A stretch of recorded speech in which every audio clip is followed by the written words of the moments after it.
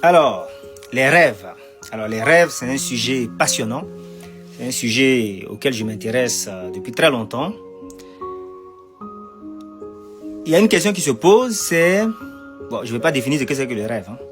Je vais considérer que nous savons ce que c'est. La première question qui se pose, c'est... est-ce que tout le monde rêve?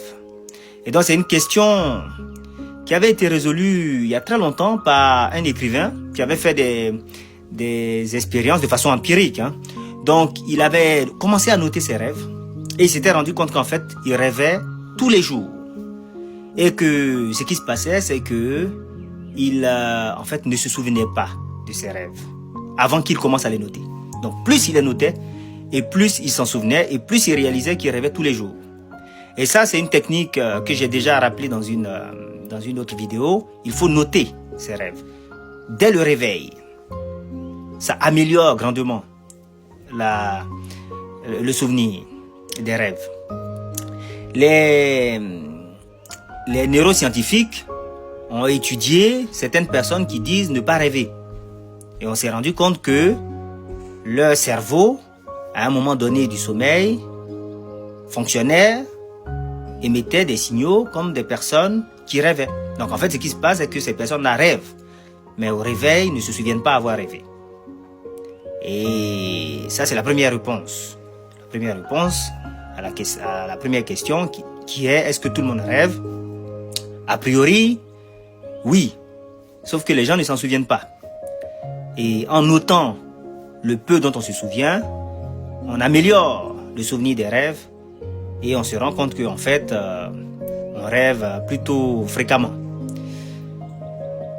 On ne va pas être catégorique parce qu'il y a toujours des surprises dans la nature. Mais a priori, c'est plutôt l'absence de souvenir des rêves que l'absence de rêve.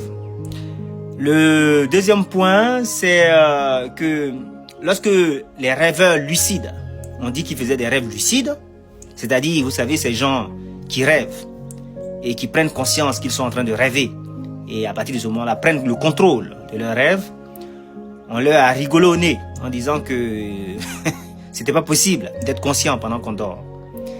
Aujourd'hui, les neurosciences étudient les rêveurs lucides. Les rêveurs lucides utilisent les rêves lucides pour réaliser leurs fantasmes, pour faire apparaître un acteur, une actrice, pour aller visiter les planètes, pour aller sur la Lune, pour aller sur Mars. Ils utilisent les rêves lucides pour s'entraîner.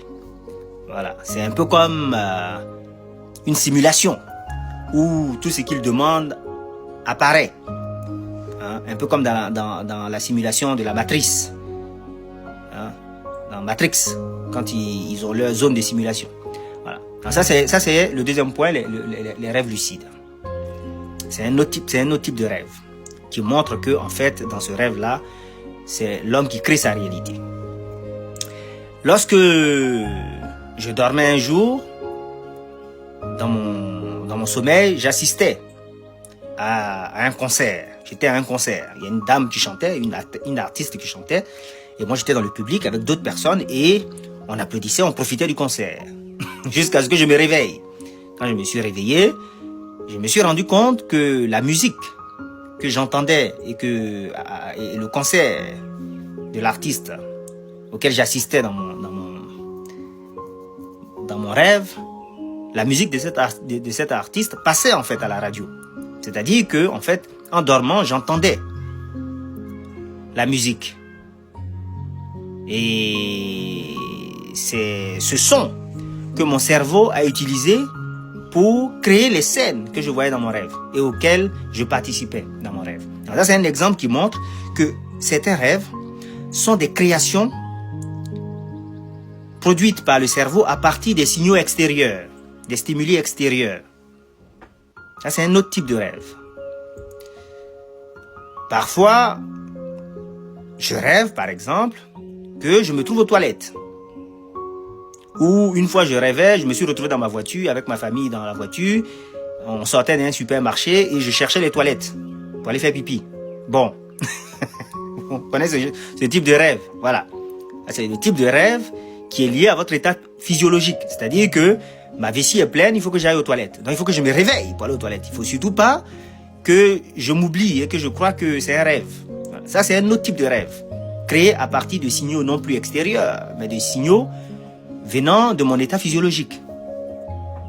Donc, un rêve qui est créé à partir de mon état physiologique. Donc, il y a certaines personnes, par exemple, quand elles sont malades, par exemple, si elles ont la fièvre, elles vont rêver qu'elles sont en train de brûler dans un incendie. Voilà. C'est la chaleur intérieure qui est traduite sous forme de feu.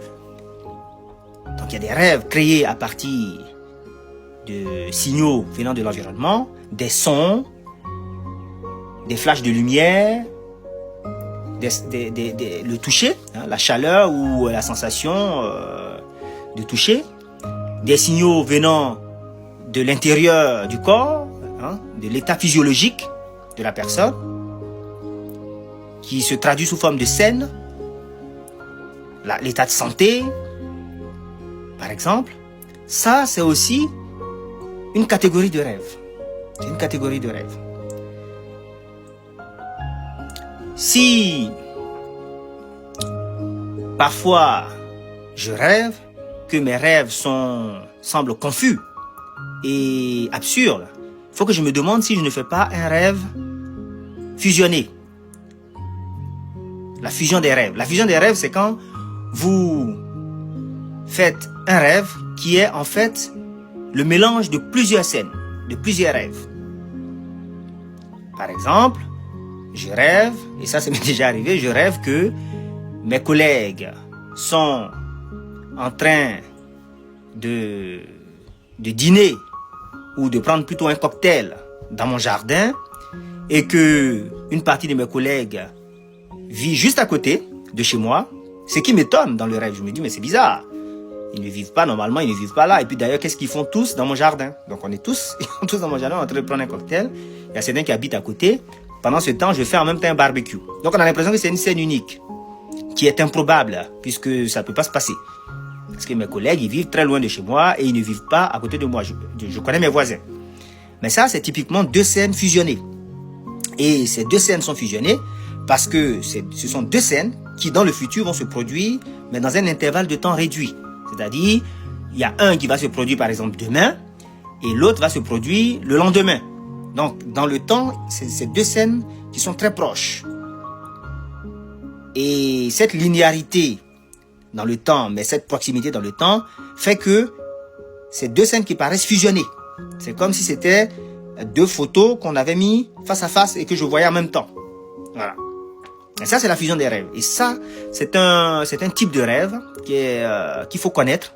Hein. La fusion des rêves, c'est un phénomène qu'il faut connaître parce que ça permet de comprendre certains rêves qui paraissent impossibles ou absurdes. Ça permet de voir qu'en fait, vous êtes en train de voir le futur, mais deux futurs ou trois futurs trop rapprochés. Et du coup, ça se fusionne. Et ça fait une scène unique. J'ai déjà raconté un de ces rêves très clairs et très intéressant. J'ai déjà raconté ça dans une vidéo. Si vous fouillez, vous allez trouver une des vidéos où j'ai raconté ça. J'étais dans un fauteuil rouge et j'ai raconté ça. 2024. Il y a un autre type de rêve. C'est par exemple, si je suis en train, imaginons, de faire des calculs, par exemple, sur des pyramides. Et que je m'endors avec cette idée, l'idée des pyramides. Il y a un phénomène qu'on appelle association d'idées. L'association d'idées, c'est-à-dire une idée qui en appelle une autre. Donc ces pyramides peuvent me faire rêver de l'Égypte.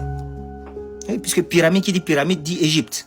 Je peux donc rêver d'Égypte. Alors que j'étais en train de faire des calculs dans la journée ou à la fin, avant de dormir, j'étais en train de faire des calculs sur des pyramides, des volumes de pyramides en mathématiques.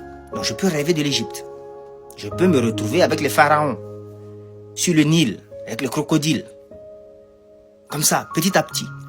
Une idée en appelant une autre, et ça sera que des scènes, hein, avec une succession de scènes qui n'ont en apparence aucun sens. Mais si, le sens, la logique, c'est la pyramide, calcul de volume de pyramide mathématique, la pyramide en mathématiques, qui m'a conduit aux pyramides en Égypte, qui m'a conduit au pharaon, qui m'a conduit au Nil, qui m'a conduit au crocodile, ainsi de suite. Ça, c'est une autre cause de génération de rêves.